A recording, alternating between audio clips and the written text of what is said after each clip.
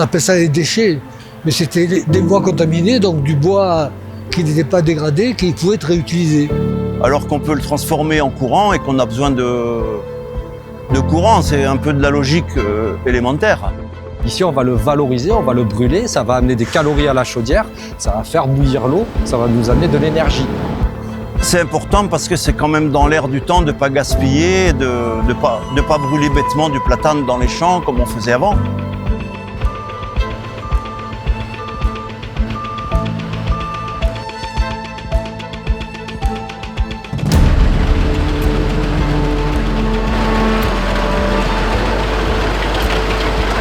C'est le volume énorme de bois contaminé au bord des routes, dans les parcs privés, dans les zones privées, qui nous a incité à trouver une solution pour ne pas gaspiller ce bois.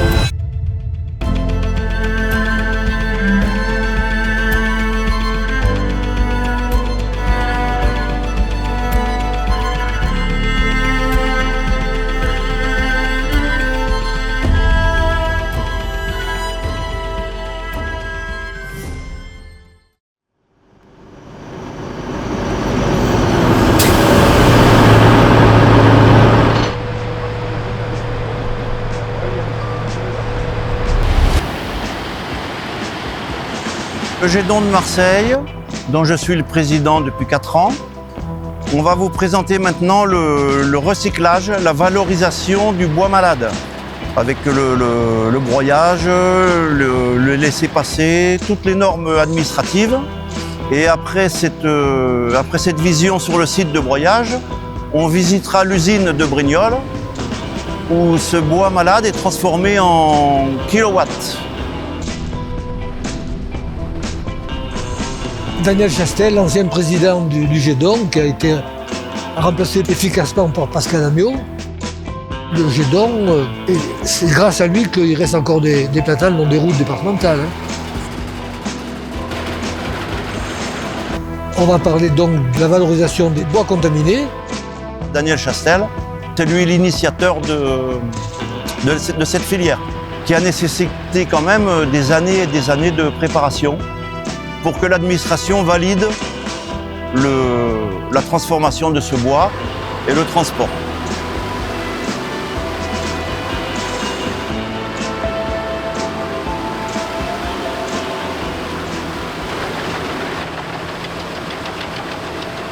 Donc Dominique Archangioli, technicien du Gédon de Marseille depuis fin de l'année 1983. Bonjour, je suis le trésorier du Gédon depuis environ 5 ans.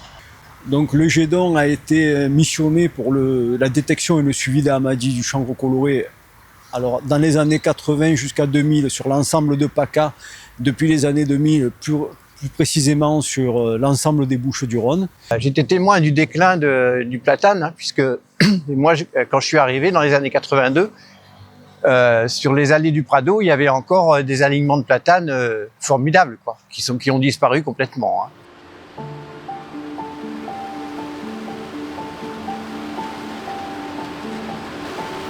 Donc le recyclage du bois, sur le fond, c'est parti d'une idée de l'utilisation de la biomasse. C'est Daniel Chastel, qui était président du Gédon, qui en a eu l'idée au départ. Je ne pouvais pas tout seul partir sur un projet.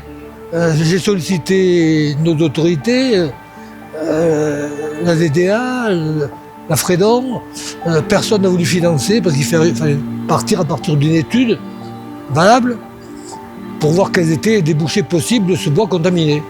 Au départ, pour mettre en place cette filière, il a fallu déterminer quelles étaient les différentes entreprises qui pouvaient éventuellement récupérer ce bois. Quand il était question de créer une usine de biomasse à Gardanne, il n'a pas pu m'échapper que ces milliers de tonnes de bois qui étaient incendiés, brûlés, qu'il a fallu abandonner, parce que le brûlage était interdit pour des raisons d'incendie, de pollution de l'air. L'idée a été de valoriser ces bois. Et mettre en place tout un process pour la désinfection entre le départ du lieu de broyage, le départ des camions une fois qu'ils ont vidé au niveau de la centrale, etc.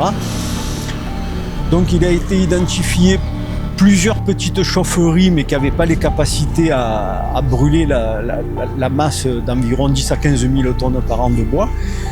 Donc on s'est orienté sur les grosses centrales qui sont la centrale thermique de Gardanne et la centrale thermique de Brignoles. Selon leur capacité de réception, le bois est orienté après broyage vers ces maisons-là. Tout le process d'études, trouver les chaudières, etc., les chaufferies, ça a mis en gros entre 10 et 15 ans pour aboutir. Il y a une grosse partie de cette recherche qui a été faite avec un autofinancement du GEDON, parce qu'on trouvait qu'il était quand même dommage de gaspiller autant de bois.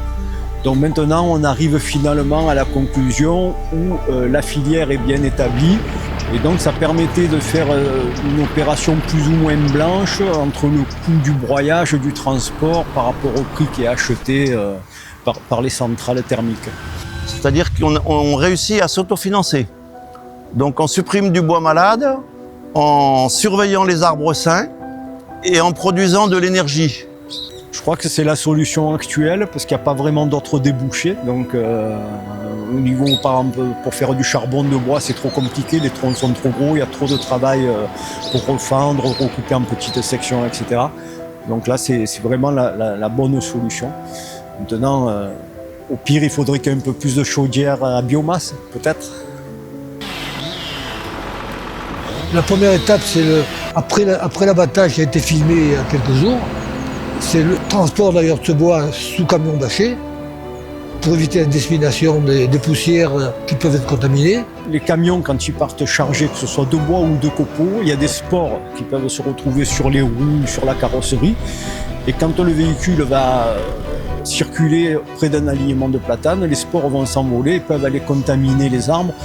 Et là, on a des portes d'entrée pour le champignon. Le stockage en site isolé, où il n'y a pas de promeneurs, d'intrusion qui viennent circuler dans le coin, pouvant emporter avec des roues de voiture, des semelles de chaussures, emporter des spores. C'est l'isolement du site. Et c'est comme ça que nous sommes arrivés à trouver une entreprise d'Olza qui a accepté de stocker tous les bois qu'elle abattait, y compris à recevoir d'ailleurs aussi. Et à partir de broyage, de séances de broyage à peu près une fois par an, ce sont des milliers de tonnes qui sont broyées et livrées aux usines productrices d'électricité à partir de biomasse.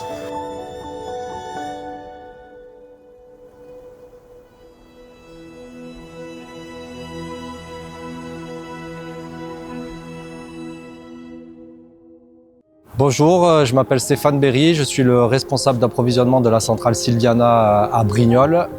Donc cette centrale, c'est une centrale qui produit de l'électricité à base de bois. Le principe est assez simple en fait. On va faire un gros feu dans une chaudière remplie avec des tubes d'eau. Cette eau, on va la transformer en vapeur. Cette vapeur, on va la comprimer, on va l'envoyer dans une turbine. Et après, ça va faire tourner un groupe turbo-alternateur qui va fabriquer de l'électricité. Alors en fait, sur l'usine, on va pouvoir brûler beaucoup de combustible à base de ce qu'on appelle nous aujourd'hui la biomasse. Et en ce moment, il y a une problématique dans la région PACA, plus dans les Bouches-du-Rhône et dans le Vaucluse, sur les platanes chancrés. Donc ici, qu'est-ce qu'on va faire? On va réceptionner les camions de platanes chancrés qui sont broyés ce matin. Ils vont arriver dans le box derrière où vous voyez la petite nacelle et dans la nuit, ils seront brûlés. Comme ça, on est sûr d'avoir éliminé le platane. Et vous avez, à l'issue du vidage du camion dans le box, une opération de désinfection qu'on verra tout à l'heure. Désinfection, pourquoi? Parce que le camion va sortir de l'usine. Potentiellement, il pourrait avoir encore des petits bouts de sciure, des petits bouts de copeaux et disséminer encore le champignon. Pour éviter cela, on va désinfecter le camion ici sur l'usine grâce aux équipes de Dolza.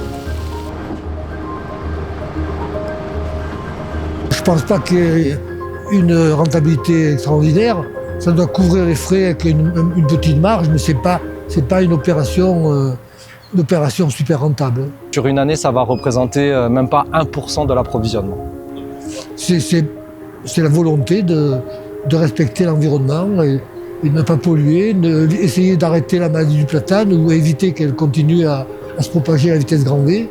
Sur une journée comme celle-ci, on va recevoir 6 camions de platane chancré et on va en recevoir 40 autres. Donc sur une semaine, ça fera un petit peu d'apport. Par contre, sur une année, c'est rien du tout. On fait des campagnes comme ça, on en fait 2 à 3 par an.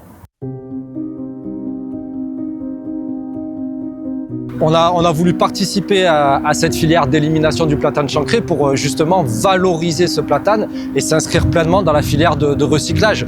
Donc nous aujourd'hui, grâce à ce procédé un peu contraignant pour nous, ça va nous permettre aussi de faire fonctionner la chaudière et on participe pleinement à cette filière courte de recyclage. Derrière, vous voyez la cheminée là-bas, ça fume un peu. On a des analyseurs qui analysent 24 heures sur 24 la composition de nos fumées. De CO, on surveille les paramètres de poussière, de NOx, pour vérifier avec des ordinateurs qu'on ne pollue pas l'environnement. Donc pour approvisionner Sylviana, aujourd'hui, on a des règles qui sont bien précises avec l'État français et on nous demande aujourd'hui de participer à l'entretien des forêts et à l'entretien des forêts seulement en région PACA. On ne peut pas aller chercher du bois dans le nord de la France, ni dans l'Est, ni dans les pays limitrophes. Aujourd'hui, 100% du bois que vous voyez ici sur la centrale provient de la région PACA administrative. Donc là, vous êtes devant l'atelier de broyage. L'atelier de broyage, en fait, il va nous permettre de mélanger ce qu'on avait vu tout à l'heure, les produits forestiers avec les produits recyclés. Donc là, vous avez la pelle qui alimente en permanence le broyeur pour un débit d'environ 80 tonnes à l'heure. Cette usine, elle va consommer en hiver 22-23 tonnes à l'heure, en été 18-19 tonnes à l'heure. Les gros camions que vous avez vus à l'entrée, c'est 25 tonnes. Un camion, grosso modo, 1 heure d'approvisionnement de la centrale.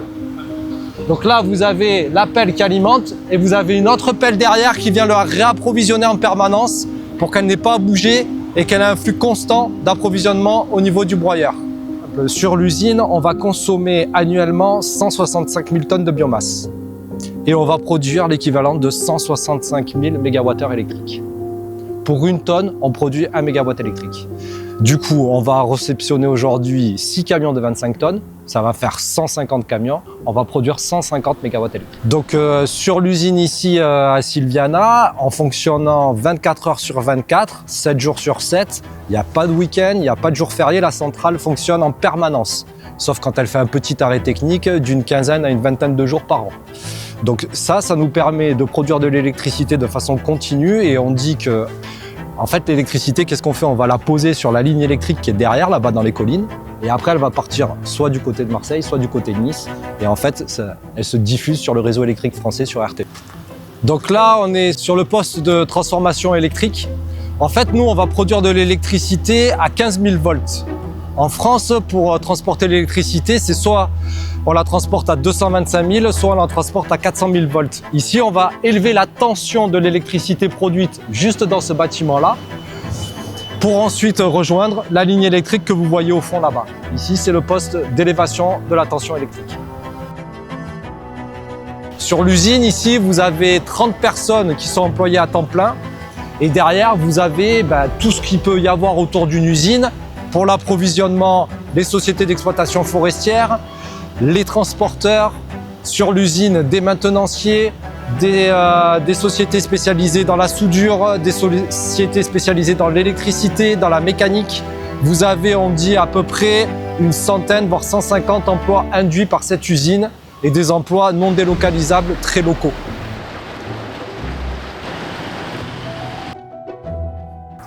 Le message, c'est la valorisation, c'est l'anti-gaspi, la protection de la planète, comme on va le faire aussi sur la protection de l'environnement avec la plantation d'arbres, peut-être dans un prochain film. Ça va dans l'économie de la planète.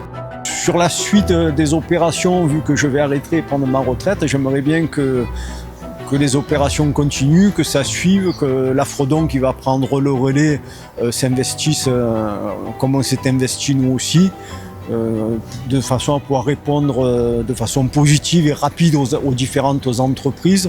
Ça sert d'exemple. Ça sert d'exemple que d'autres zones où il y a des bois contaminés ou pour d'autres raisons de bois, essayez, le bois c'est du stockage de carbone, c'est un élément indispensable et nécessaire qu'il faut valoriser à tout prix. Et la filière électrique est une bonne filière, surtout quand on l'a à quelques kilomètres d'ici. Mon seul regret, c'est que je ne peux pas parler de ces gens. J'aurais aimé qu'ils soient là, donc je vais les citer. Je vais les citer, Monsieur Ferrieux, le directeur du SRAL, Sylvie Tourelle, qui ont validé tout ce process. Donc le SRAL, c'est le service régional de l'alimentation, qui dépend de la DRAF, Direction régionale de l'agriculture et de la forêt, qui dépend du ministère de l'Agriculture. Donc c'est ces gens-là, en partenariat avec les entreprises, le GEDON et les entreprises privées, qui ont validé ce process. Donc on tient à en parler, à les remercier. Je ne citerai pas les autres que je ne connais pas, mais qui ont contribué, et ils se reconnaîtront. Voilà. Donc merci à tous les acteurs de cette filière. Voilà, moi, ce que j'espère pour la suite, c'est que bien que le GEDON va être mis en sommeil au mois d'août 2026, c'est que derrière, le travail qu'on aura fait perdure et qu'on continue à protéger cette espèce végétale qui est une espèce emblématique de Provence. Quand même, le GEDON, c'était une belle équipe et ça va nous manquer. Voilà. Merci à tous ceux qui ont contribué. Je ne savais pas comment terminer.